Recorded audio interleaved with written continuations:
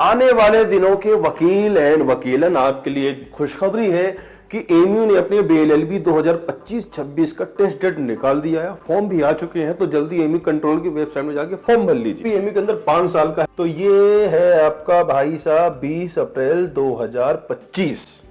इसकी तैयारी भी आपको करनी पड़ेगी और पेपर बहुत आसान आएगा अगर आप एसीसी से पढ़ेंगे तो। देखिए, अगर आपको पढ़ा हुआ आ गया तो आसान लगता है, नहीं आया तो कहते हैं आउट ऑफ सिलेबस है, बहुत हार्ड आ गया।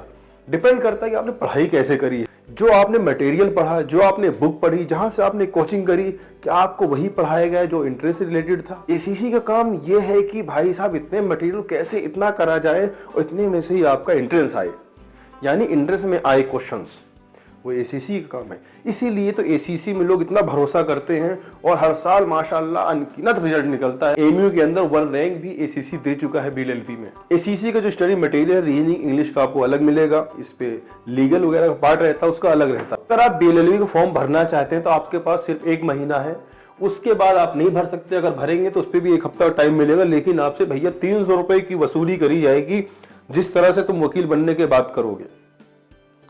वकील भी भैया पीछे नहीं हटते, दबा के छापते हैं। तो जो फॉर्म है ऑलरेडी 2 जनवरी से चालू हो चुका है, 31 जनवरी तक चलेगी कहानी, उसके बाद 7 फेब तक और चलेगी, जिसमें 300 रुपया मामला एक्स्ट्रा जाएगा। उसके बाद अगर कुछ गलतियां हो गई हैं, लेकिन वकील गलतियां सुधारने के पैसे लेते हैं उसके भी, लेकिन एमयू पैसे नहीं लेगा अपनी गलती सुधारने के, क्योंकि जो ऑलरेडी ले चुका है उसी में आपको निपटारा कर देगा कि भाई साहब अपनी करेक्शन करवा लो। लेकिन तुम वकील बनने के बाद भाई साहब करेक्शन की पैसे लोगे। सीट की बात करें तो अलीगढ़ के अंदर आपकी 120 सीटें हैं और आपका एमयू सेंटर केरला के अंदर 60 सीटें हैं और आपका वेस्ट बंगाल के अंदर 60 सीटें हैं। आपके 12th में आपको 50% आपका होना ही होना चाहिए एग्रीगेट। इस तो आपकी एज 22 साल से ज्यादा नहीं होनी चाहिए।